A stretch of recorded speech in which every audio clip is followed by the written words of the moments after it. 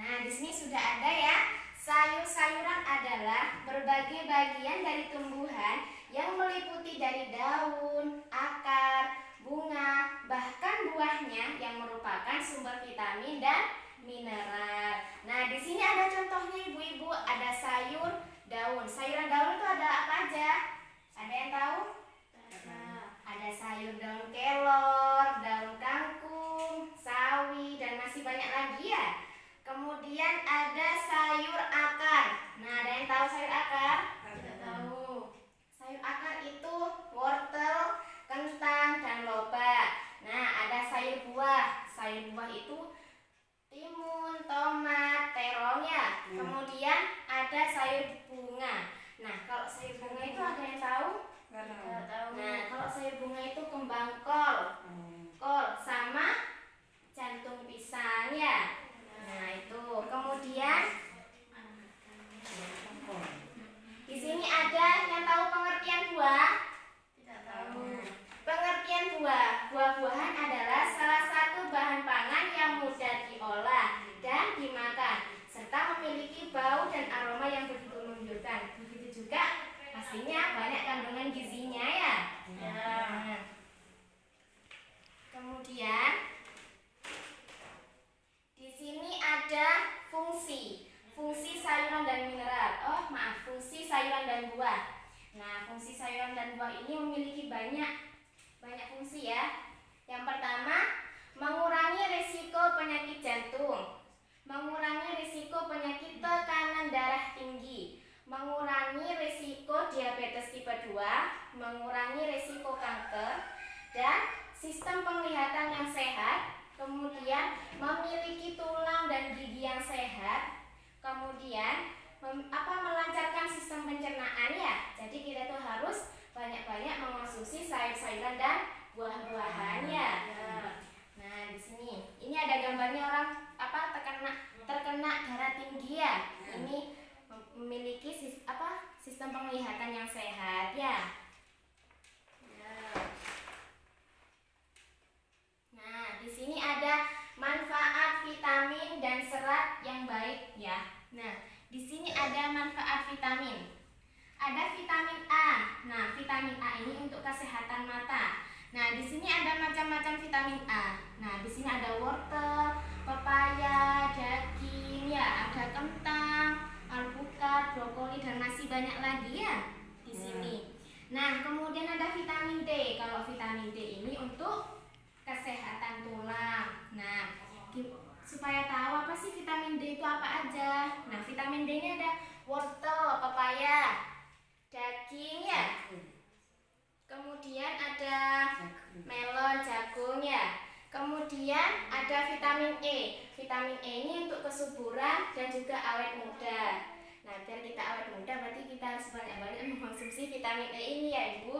Ya. Nah, vitamin E ini terdiri dari kacang-kacangan, biji matahari ya. Ada pepaya juga di sini, ada alpukat dan masih banyak lagi ya, bisa dibaca nggih? Ya, kelihatannya. Kemudian ada vitamin C.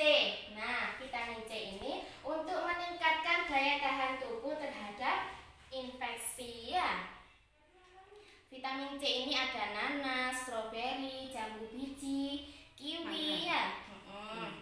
Kemudian ada vitamin B. Nah, vitamin B ini untuk mencegah penyakit beri-beri ya. Kemudian yang terakhir ada vitamin B12. Nah, vitamin B12 ini yaitu untuk meningkatkan nafsu makan. Jadi kalau semuanya di rumah ya anak ibu kurang nafsu makan, jadi dikasih vitamin B12. Vitamin B12 ini ada apa aja? Nih, ada udang ya. Kemudian ada ikan ya. Ya. Kemudian ya ada ayam.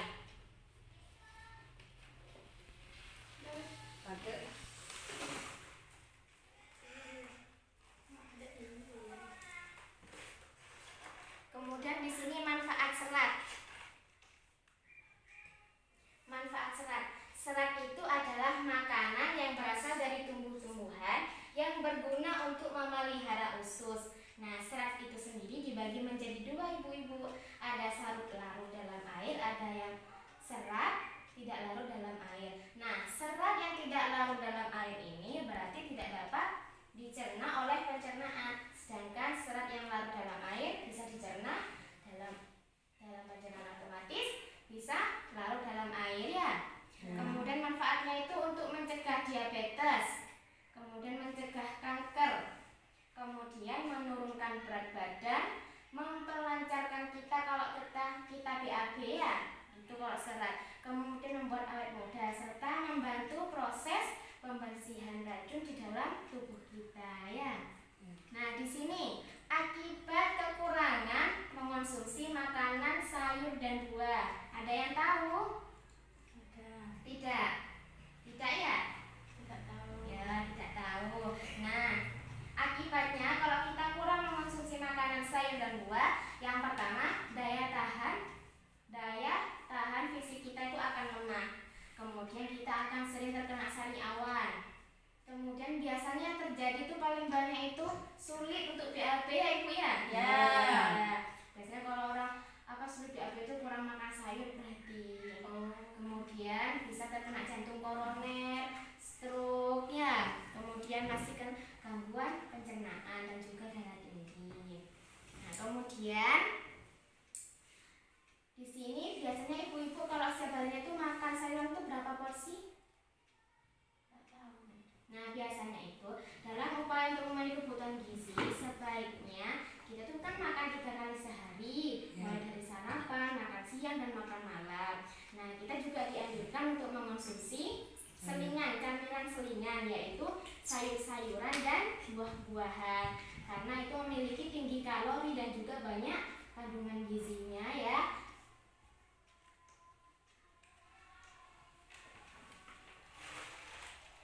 Kemudian yang terakhir itu bagaimana mengolah sayur yang benar.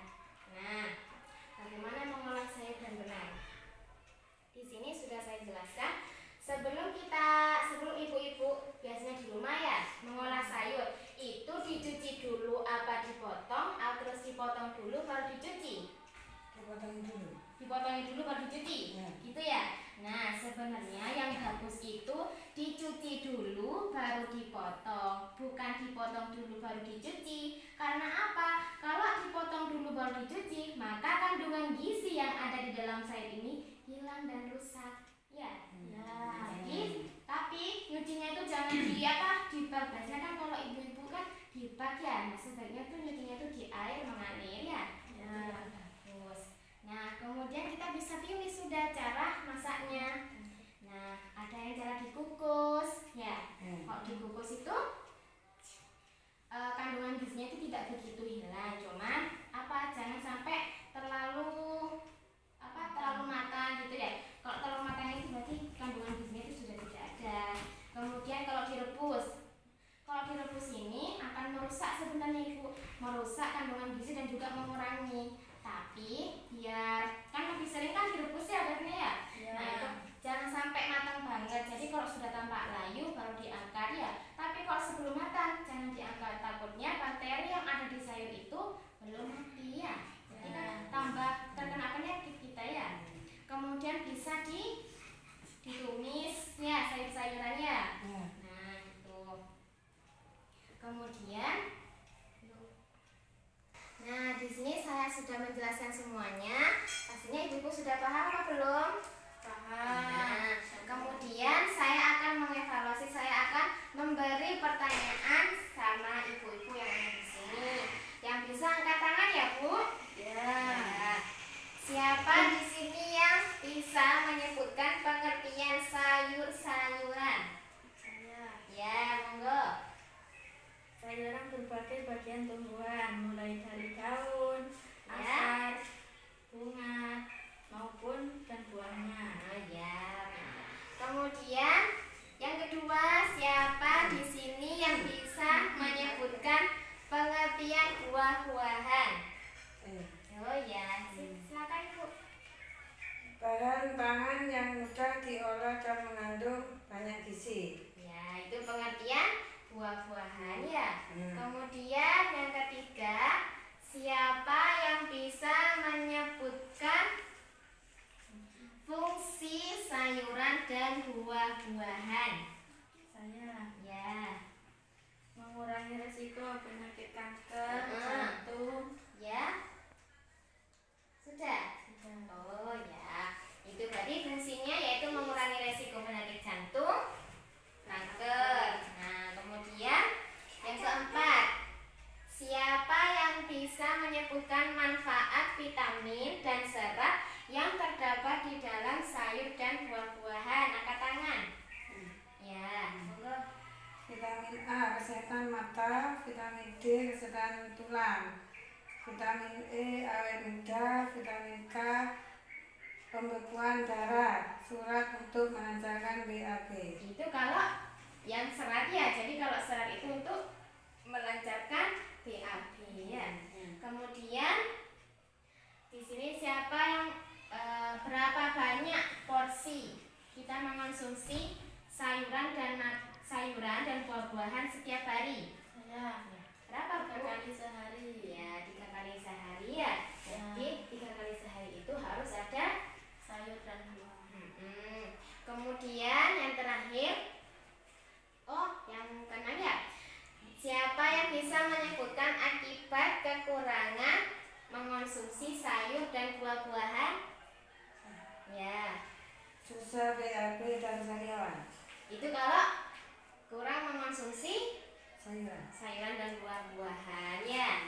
Kemudian bagaimana cara mengolah sayuran yang benar?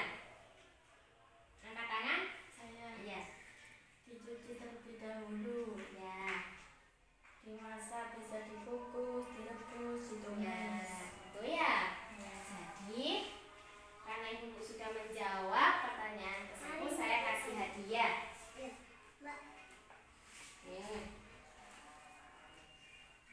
Iya, sama-sama. Nah, jadi kesimpulannya adalah sayur-sayuran itu dan buah-buahan cukup penting terhadap tubuh kita ya. Jadi memiliki fungsi manfaat yang begitu banyak. Fungsinya ya tadi itu mengurangi resiko penyakit diabetes, tekanan darah tinggi, kanker ya. Iya. Jadi ibu-ibu di rumah harus banyak mengonsumsi banyak sayur-sayuran dan Buah. buah-buahan. Jangan makan lemak terus ya. Tapi Bu, kita kan disuruh makan sayur-sayuran dan buah-buahan.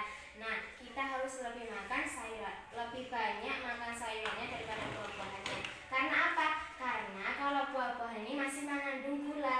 Jadi kalau kita terlalu makan banyak buahnya tapi sayurannya gak begitu banyak, kurang ya. Nah, itu takutnya kita terkena gula darahnya kita naik ya. Ya. Gitu.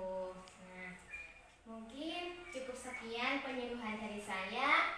Apabila ada salah kata, saya mohon maaf sebanyak-banyaknya.